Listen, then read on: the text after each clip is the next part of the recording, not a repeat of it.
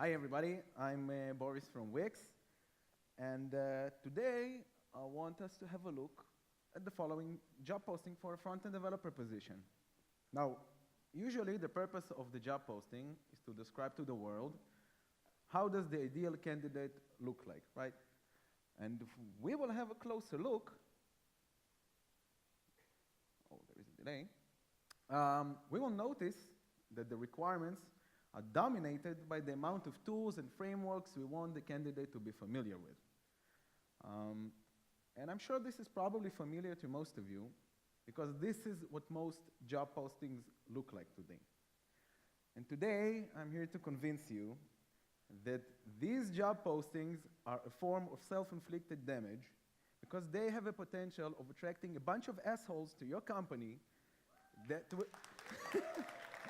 that will ruin your culture and damage the quality of your product. So who are these assholes? Well, these are what's called CV-driven developers. And what's a CV-driven development? Well, it's a software development practice, there's actually a definition, where the developer makes his decisions primarily of how it will affect his resume, no matter how irrational these decisions actually are. So what's wrong with that, right? Well, first of all, let's imagine how would we conduct an interview with such person? So we will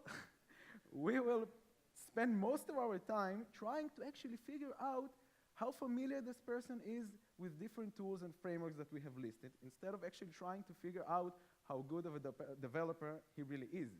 And just imagine if we have one CDD conducting an interview to another CDD.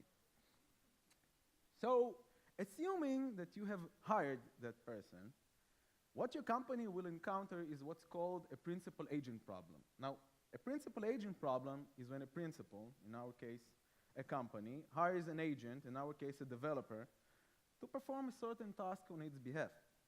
Now, the problem arises when the agent decides to act in his own self-interest, which contradicts the interest of the company, okay? Now, the interest of the company is, of course, to grow, to become successful, and to bring as much value as possible to its users. But that shit doesn't interest the CDD, right? He's not interested in all that. What he's interested in is bring as many tools as possible into the company stack at any cost, even if that means damaging its velocity and the quality of the product. And when the CD succeeds and gets his wishes granted, he proceeds to write horrible, fragile, unmaintainable code. Why? Well, it's easy. Because the CDD doesn't spend his time learning about scalable architectures and clean code. He spends his time learning yet another amazing new library. Oh, but guess what? Your users get to join the party as well, because now, each time they will try to use your product, they have yet another amazing library to download, leading us to crap like that. Now, yeah, guess what? But it doesn't end there. Because now it's time for the great rewrite pitch. AKA, well, I know our code base sucks, but it's not because of the developers. The stack is the one to blame.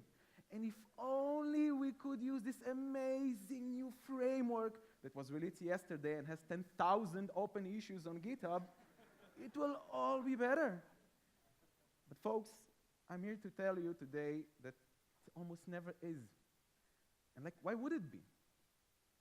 The CDD does not spend time questioning previously made decisions, trying to find flaws in the existing design. The CDD does not design. Because in his mind, the tools will provide the answer, right? And even if the rewrite is to happen, he will not choose the tools that are right for the job. He will actually choose the tools that are right for him. So how can we prevent CV-driven development? Well, I think we as an industry need to reiterate our focus on code quality and engineering skills by demanding it from our candidates. We must move SAS and Redux and all that crap to the nice-to-have section of the job description. We must focus on stuff like solid principles instead of React. We must focus on clean code instead of Webpack, which is awesome, but still.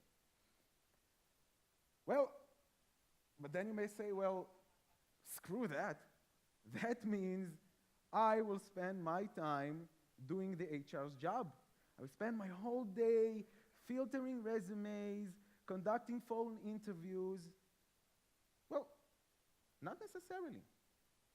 Because it's true that the HR's job will become more difficult.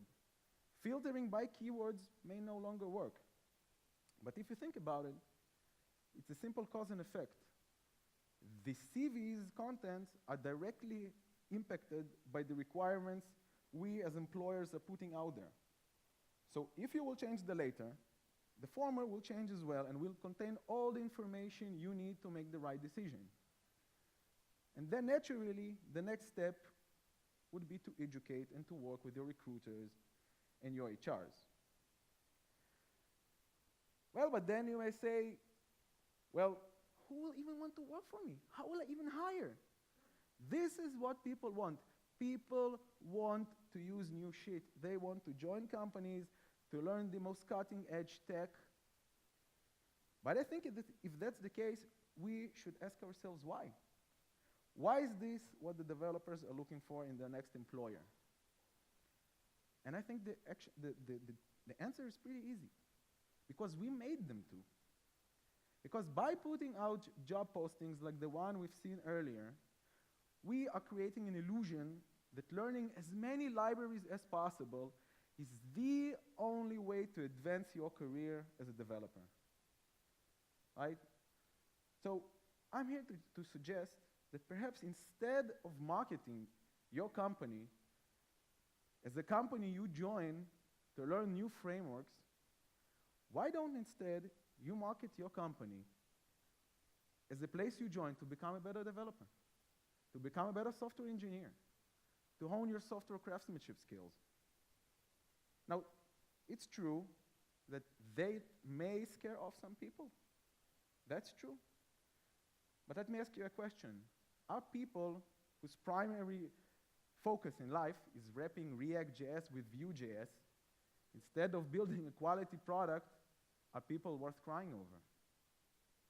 Thank you.